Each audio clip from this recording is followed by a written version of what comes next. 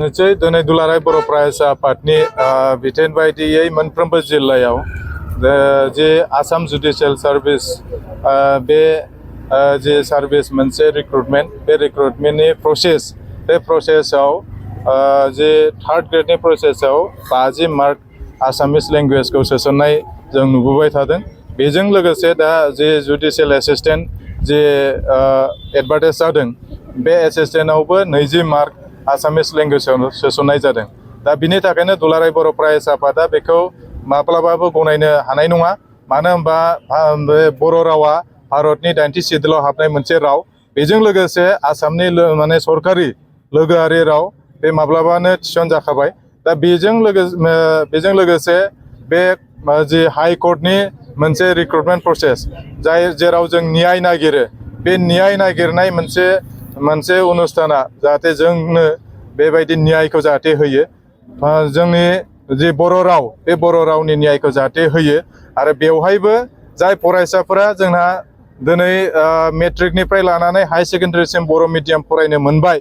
बेजों लोगोसे master degree PhD लानो हाबाय बर' बिजोंजों फरायनानै। दा बेबायदियाव बर' बिजोंजों फरायग्रा फरायसाफोरखौ नासयनाय बायदि बे जादों। बेहाय जे एडभार्टाइज जाबाय थादों बे जाबाय थानाया जुडिशियेल सार्भिसआव जे एडभार्टाइज जाबाय थानाय बे थोंजोङै माने आसामिस लेंगुवेजखौनो मोनसे कम्पालसरि थार्ड ग्रेडआव 50 मार्क आरो एसिस्टेन्टआव 20 मार्क बे मार्कखौ होनाया जोंखौ नासयनायखौ जोङो माने मोनदांदों, नासयनायखौ दिन्थिनाय जादों। दा बिनि थाखायनो आसाम सरकार लोगोसे जेरै गुवाहाटी हाई कर्टखौ जों बेजों मोनसे खुद्रिसारनायनि गेजेरजों खावलायहरदों। फैबाय थानाय जिखिनि बे जुडिशियेल सार्भिस आरो नै दा होनाय एडभार्टाइजनि जुडिशियेल सार्भिसनि 20 मार्कआ आयदार अर जानांगौ, आसामिसाबो थानांगौ आरो बर' बिजोंजों फरायनाय फरायसाफ्राबो बेहाय लिरनायनि खाबुखौ मोननांगौ। बिनि थाखाय दुलाराय बर' फरायसा आफादा खुद्रिसारनानै बे दिनै जे एडभार्टाइज माने बिलाइ बे एडभार्टाइज बिलाइखौ सावनानै खुद्रिसारनाय हाबाफारिखौ लानाय जादों। दा बे मोनफ्रोमबो जिल्लायाव जादों। जोंनि दाबिया माने थार दाबि आरो बे थार दाबिखौ न्याय मोननांगौनि थाखाय बे हाई कर्टआ जाहाथे जोंनो बे सुबिदाखौ होयो बर' बिजोंजों फरायग्राफोरनि बिखेखै फरायसाफोरखौ।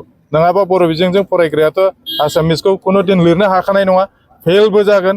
बिनि थाखायनो माने बर' बिजोंजों फरायग्रा फरायसाफोरा गुवाहाटीनि हाई कर्टनि जानो हाया। माने जि मोनसे बिथांमोननि जि सेलेक्सन प्रसेस बा बे गोजौ आवथानि मोनसे जायगा मोनहैनांगौ बेहाय जों मोनहैनायखौ नुनो मोनाखै। थारैनो बे आसाम सरकारा बर' रावजों लोगोसे गुबुन हारिसानि जि राव बेखौ फोजोबस्रांनायनि खैसार होननानै बुंनो सानो नामा? दा बेवहायथ' मोननै जोङो नुयो। आसाम सरकारजों लोगोसे बे गुवाहाटी हाई कर्टनि मोनसे थाबाय। गुवाहाटी हाई कर्टआ मोनसे जे अट'नमि बडि, बे अट'नमि बडि हिसाबै मोनफ्रोमबो जे रिजनेल लेंगुवेजखौ बेहाय बाहायनायखौ जों नुदों। रिजनेल लेंगुवेज हिसाबै जिहेतु आसामाव आसामल' नङा, आसामिसल' नङा, बड'आबो जिहेतु बे रिजनेल लेंगुवेज आरो बेखौ आसाम सरकारनिफ्रायनो एस'सियेट अफिसियेल लेंगुवेज होनाय जादों।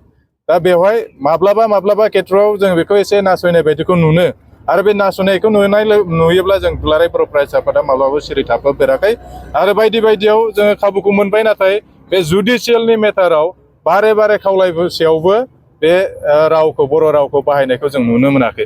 दा बेवहाय जों माने हाई कर्टखौ खावलायगोन जिहेतु न्याय होग्रा मोनसे बे अनुष्ठान मोनसे, बिनिफ्रायनो जोङो न्यायखौ हास्थायो, बिनिफ्रायनो गोबां मानसिनो गोबां बेबो मोनथायफोरनि न्यायखौ होयो। दा बे न्याय होनाय मोनसे अनुष्ठानाव बे जाहाथे थालाङा बेखौ जोङो खावलायदों।